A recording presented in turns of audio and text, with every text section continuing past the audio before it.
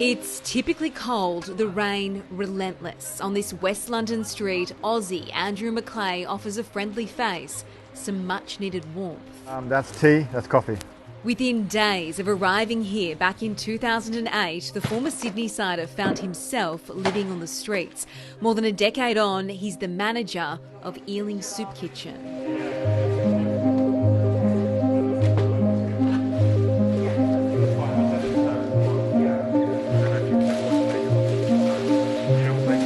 There's no condescension. So when someone comes along and says, I'm homeless, I actually know what they mean. It's not something that you can just tell easily in 30 seconds. It's a lifetime's worth of horror.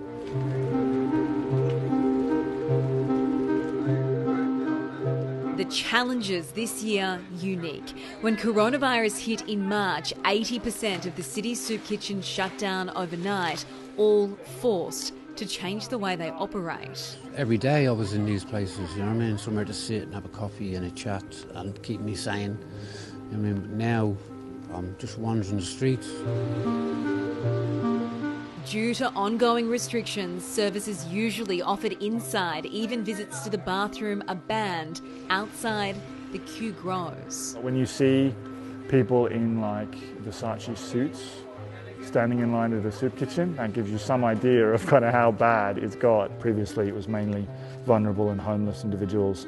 Now it's sort of transitioned to the working poor, to those who have just lost their job. Like single mum Yola, a cleaner who's been coming here with son Oliver since May. Everything is about COVID, so I have to stop work, and then I didn't have money for food, you know. First for me are bills and then rest. A COVID-driven recession likely to push 2 million British families into poverty. Christmas set to be the toughest on record. Trying to show love when we're not actually allowed to hug them, we're not allowed to sort of go too close to them, we're not allowed to kind of bring them in for a cup of tea.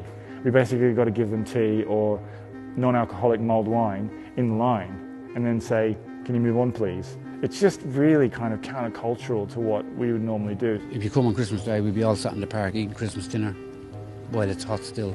I'll see you next week for the big party.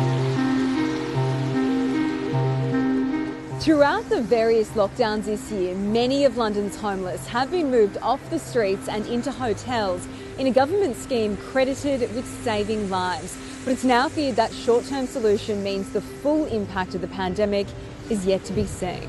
There's a tidal wave coming, and I'm not sure how many people have really thought too much in the distance about that. But it's coming, and there's going to be a huge influx of homeless people for sure. So many people relying on kindness. During our interview, a stranger gives Oliver his food parcel. Oh, thank you. They share a lot of food to help people, so that's really nice of them. Especially that some of them don't have really money, so that's really nice of them. Yeah. And yeah, I hope them the best of luck. This is a place, says Andrew, that deals in hope. 2020, I think, has taken everybody for a spin. We're just trying to keep our heads above water as much as possible. Yeah, we're still hopeful.